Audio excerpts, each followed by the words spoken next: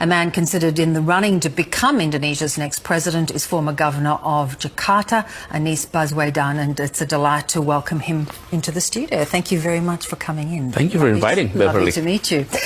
Now, tell me, you've met with the Foreign Minister, Penny Wong, and also the RBA Governor, Philip Lowe. I think every Australian wants to meet with him at the moment with these rising interest rates. It is a sign that our government is taking you very seriously and your potential presidential bid. What was important about you? What did you feel was important about coming here and meeting with someone like Penny Wong, someone like Philip Lowe? Yes, indeed. I'm delighted with the invite from the Australian government to visit. And we both were neighbors, and we'll always be neighbor. And we had worked closely on many issues. And the invite here gave me an opportunity to reconnect with many friends, academia, people in government, as well as business communities, for exchange of views. We share similar challenges in the region. Give us an idea of what are those challenges in your mind. For example, we are experiencing challenges in the environmental issues. Climate change is definitely an issue that we have to tackle together. And then about growth and prosperity in the region. And then also balance in terms of stability in the region. So many of that. And it's always good to hear a perspective of our neighbors. And I truly appreciate Australia's stance on many issues that Indonesia is facing, and including, which is always repeated, the importance of having an integrated territorial in Indonesia. And Australia has repeatedly saying that we supported an integrated Indonesia, and that is important for us too. Yeah. And on the other hand, you know, we would like to see more people-to-people exchange. I think on the G2G partnership has been very strong. I think this is among the highest of all time. And then the business-to-business need to grow even further. Yes, we do, because, I mean, that has been a criticism of President Widodo, that the development, the potential development business-wise between Australia and Indonesia has not really cemented itself. Is that a priority for you? I think so. I think we would like to see more business engagement between Indonesia and Australia. If I'm not mistaken, Indonesia is ranked 13th as Australia business partner. We'd like to see that go up a lot higher. And we need to be on the top 10 of Australia's business partners. And for that, I think we really need to start not only just inviting Australians to come and invest in Indonesia, or we import more from Australia.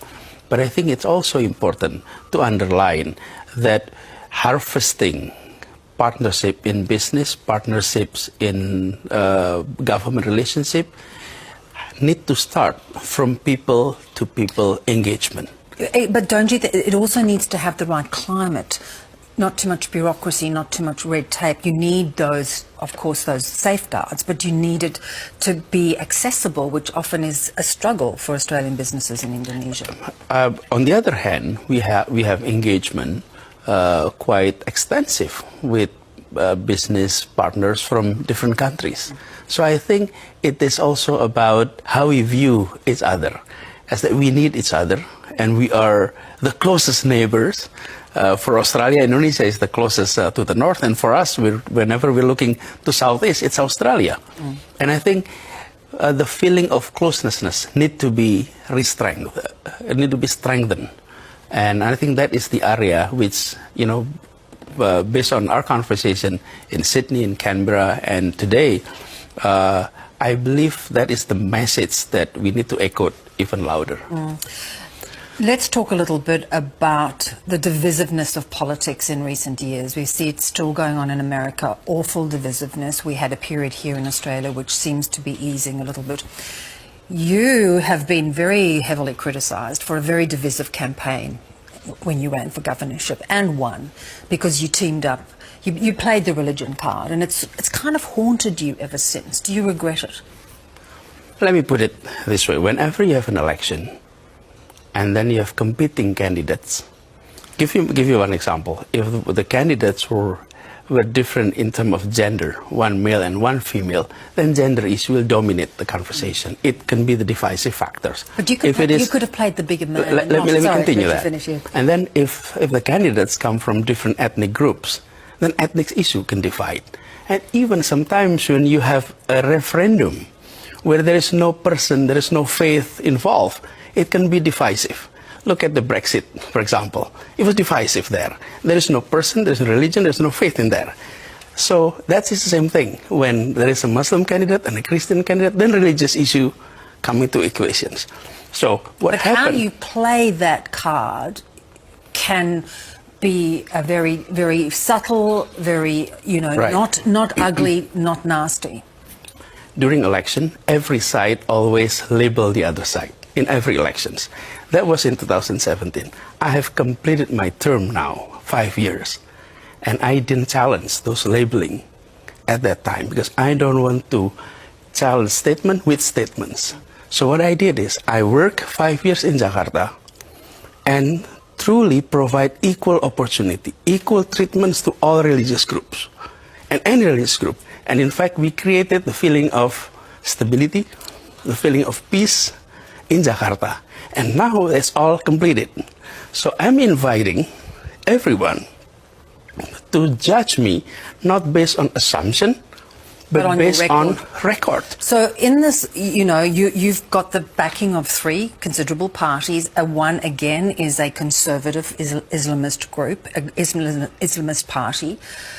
Do you undertake not to go down that path again? Will you try and keep religion out of your presidential bid? And it has been proven that I may have support from various different groups. Yeah. But when it comes to making decisions, I have priorities based on 4 things. 1 is principle of equality. Number 2 is public interest. Number 3 is common sense. And number 4 is law, rules, and regulations. So it's not about who supported you, but how you make decision when you're in office.